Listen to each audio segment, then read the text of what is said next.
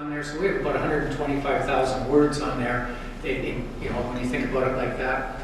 The example I love to share is that a year ago, one of our young fellows was speaking to a visitor in the visitor center and showing that visitor, it was a woman, or the typical road map. The woman was trying to find her way to Harbor Key. So he was showing her that, and I'm watching this and I'm not happy with it. And so I politely interject, put this map in front of the woman and explain, well, here's a different map showing you the same thing. And right away she saw Turtle Island Fish and Chips. And she says, oh, we're going to Turtle Island Fish and Chips. So it was a great learning opportunity for our staff because we accomplished the same goal. We got the person down to Harbor Key, but we also got them taking their wallet out of their purse. And that's how I view my job, is to, I want to see wallets popping out all over the place. So it's a great program. We also developed a food guide this past year. As you can see with the pen on the side, that's the size of it. It's about 5 inches by 3.5 inches. We have 50 local restaurants included in it. It's a very consistent product, so page by page it all looks the same. And we printed 20,000 of these and we distribute them widely, and people love them. Very common question in the visitor center, where can I eat? And now we can provide that for them. So I was surprised too at 50, because you kind of think, wow, is there 50 places to eat in Port Alberni? And actually, we're somewhere a little over 60. So we got the vast majority, but there's still others out there that aren't in the food guide. I would like to see 100% participation. I don't know whether that's achievable, but it's a goal.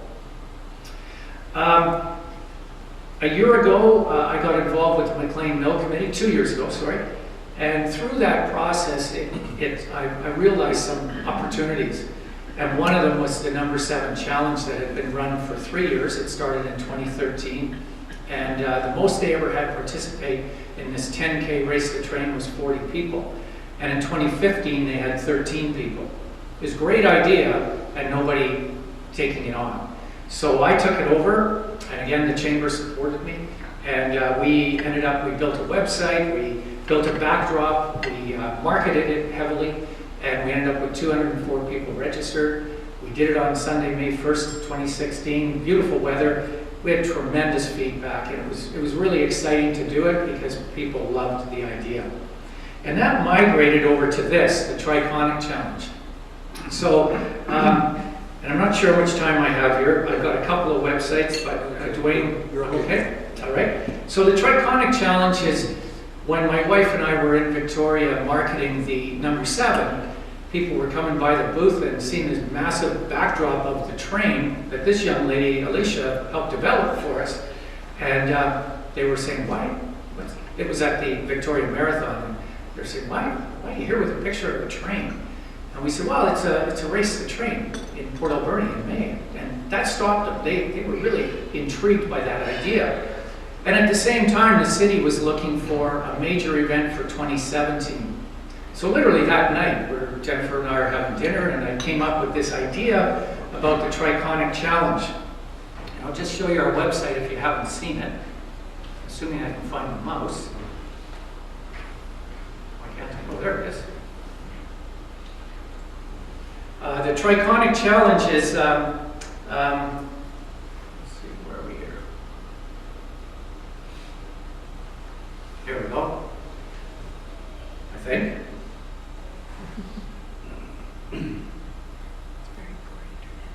This building is like a bunker for wireless. Yeah, I guess so. So it's taking a little time, but the Triconic Challenge, essentially, heads up if you've never heard of it. Well, that's good. That's good. So it means that we've got some information out there. But essentially, sorry about the website here, but it's a run against the train, it's a bike ride against the Francis Barclay, and it's a swim with the Martin Mars on the water. And we think it's got a lot of opportunity to be a long-term showcase event in Port Alberni. So a lot of work, a lot of money that the Chamber's investing in it, and it's risky, like anything, right? But if you don't do it, you have no risk. So we are working hard with it. I'm sorry about the website. But it is a really strong website. And so that's one of the things there. I'll try and show you this one. Has anybody seen the CTV ad that's currently on CTV right now? Some of you haven't. So we produced this ad. And this is this website, I guess let's see if it pops up here. The CTV ad is something that the Chamber, through our Triconic sponsorship, we are sponsored by Canada 150, so there's a little bit of money that we've got access to. Disappointing here, but anyways, the ad is very good. And what's that? The internet's just not very good in this. Yeah, it's not. It worked before. But anyways, I will back off on that. So it's a 30-second ad that's on right now, and it focuses on the aspects of the Triconic Challenge. So we're really excited about that. We hope it drives some registrations. In conjunction with that effort, we got ourselves, Port Alberni, back into the Island Series. It's a running series of events. And in 2016, they were short a run. They like to do 8 a year, and they only had 7. So we applied, the Chamber applied. There is no real running group in Port Alberni, so we took it on. We're hoping that the Chamber actually makes a little bit of money out of it, but the bigger hope is that we, again, get people into Port Alberni. It's a beautiful course that they'll be running, and there should be 500 or more people participating. Another thing that I did when I got here was I wasn't very pleased with our sales in our visitor center. And I read one of the reports that Dwayne did years ago, and he talked about what he thought we should be able to do, and we were nowhere near that. So our sales in 2013, for privacy, I won't, because it's a private business, but our sales were X in 2013. In 2016, we multiplied that by 14 times our sales. So we've done very well with Bluefish Gallery in there. And what it also offers is a wonderful first impression for visitors to Port Alberni. And that's the real value that I see. The Chamber does not make any money on this. Obviously our tenant does, and I'm happy about that. But the real value is when people walk in, they go through those beautiful doors, they see a great gift shop, and hopefully good staff, and that's the value. 2016, we put on a circus. If you saw the circus in town, that was our initiative. It was a Las Vegas family that ran the circus, and so I connected with this fellow, and he brought it here, a big entourage that they brought here, and they stopped at about 6 island locations. And I think we were number 3 in attendance on the island, so, pretty good. I think we beat Victoria, actually. But it was a great opportunity for the community, for visitors, and the Chamber made a few dollars at it. Tourism Tofino. I took a little flack when I got here trying to partner with Tourism Tofino, because the thought was, why would you partner with the people we're competing against? And I said, well, we're not competing with them. We're leveraging what Tofino does. Tofino brings 1 million people a year out there, so thank you very much, Tofino. That's how I look at it. And so we've developed a good partnership with Tourism Tofino and Tourism Ucluelet. I speak out there frequently to their boards. And so they put a beautiful display unit in our office. And that is migrated now to FAM tours, familiarization tours that we now do. And our Chamber invested 2 years in a row where we sent our staff out to Tofino and Ucluelet. We paid for it to train our staff on some of their assets. And then last year, 2016, both Ucluelet, Tofino, and Qualicum Beach partnered with us, and we sent people throughout. And so we had a great FAM tour right here in Port Alberni, and they were blown away by what we have to offer. And it all started with this relationship with that booth in there. And we charge it. Tourism Tofino do pay us for that facility in there. But it allows us to give better service to visitors, answer the questions more effectively, and build a rapport with the visitors so that we can also talk about Port Alberni at the same time. The Chamber runs travel programs. We're in the middle of this one right now. We're hoping it works out. But again, it's a fundraising opportunity for the Chamber, but it's also opportunity for anybody in the community to leverage. Our ambassador program is a fantastic program. Dwayne has to take a lot of the credit for that. He started it off with others several years ago, and we've just taken it and tried to grow it and expand it. Close to 50 people. They go on Francis Barkley all summer. They're at Cathedral Grove in the summer, McLean Mill, the Railway, and our Mobile Visitor Center. Speaking of our Mobile Visitor Center, that's what it looks like. It still runs, sort of, but it uses pretty much as much oil as gas, so we're going to take it off the road more than likely this year. But it's tricky because it saw, through its use, we connected with about 30,000 visitors in Port Alberni.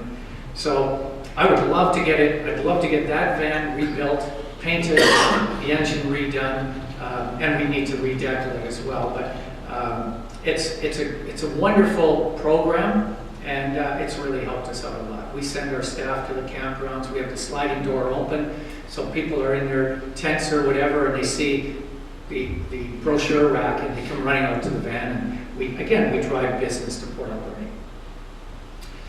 We helped initiate this program through Bob Cole and the salmon fishing people. We've got a beautiful salmon display up at the visitor center, and then this one happened, and I think this is just a stunning display down at Harbor Key. This year, we applied for funding for did I miss it? Sorry, I guess not. We applied for funding through Destination BC for our visitor center, and we've got the funding. So we're going to be getting a tent like this. We're going to have flags for every single event in town. So whether it's the Sprout Lake Regatta or the Fall Fair or the Toy Run or whatever, we want to position this tent with staff at all of these different events. And maybe we'll just go out to Sprout Lake for whatever reason and set the tent up if we know there's going to be activity. So, Windfest and the ACDC. So all of these different events, we've got funding to get this tent. And in addition to the tent, we have funding for a trailer. So we'll be putting a trailer on the back of the car that the Chamber now owns, that I drive around town, deckled right now, Triconic Challenge. So that's going to be our new visitor center kind of approach. The trailer will be deckled. And so we're really excited about that program. You should see that start to showcase fairly soon. I spoke of the backdrops. We developed these a couple of years ago. So these are 8 feet by 10 feet backdrops, and we have 3 of them. We have one marketing fishing shows. We have this one marketing the train, McLean Mill, and we have one specific to the Triconic Challenge. So they're wonderful. Our dinner meetings, we do 9 a year. I mentioned them earlier. We get very good feedback at these dinner meetings, and usually 3 to 4 speakers. And we try and move the business around town as well. That was something that really jumped out at me when I started, was all of our meetings were here. And I just felt wrong about that with all the members. We're going to every restaurant. We want them to be a member. So we move all of them. And that's really important, I think. We need to share the wealth. Our website, unfortunately, I don't think the internet's working well, but this was the program last year through Destination BC. I encourage you to visit, become familiar with our visitor website. albernichamber.ca, click on visitor, and you're going to see we've got fantastic pictures on there. We have every event on there. We have all the tourism venues on there represented quite well. And this is a great website. So in my view, it's the best one in town. By far, actually, in terms of the visitor experience. So please take a look at that website, yeah, it's quite strong. So that was the Destination BC funding from last year.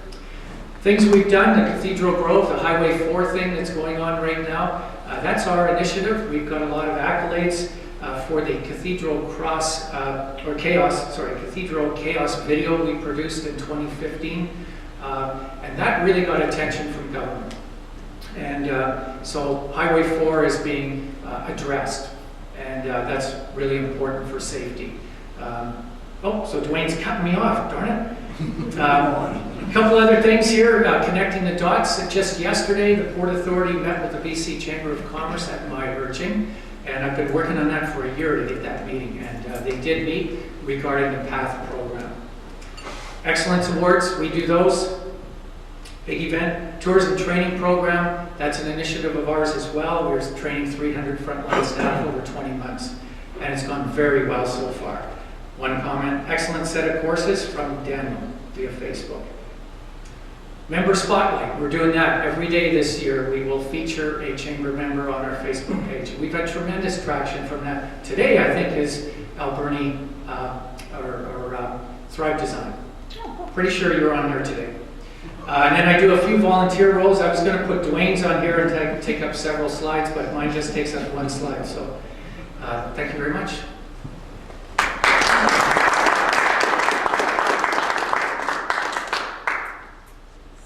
Thank you so much, Bill.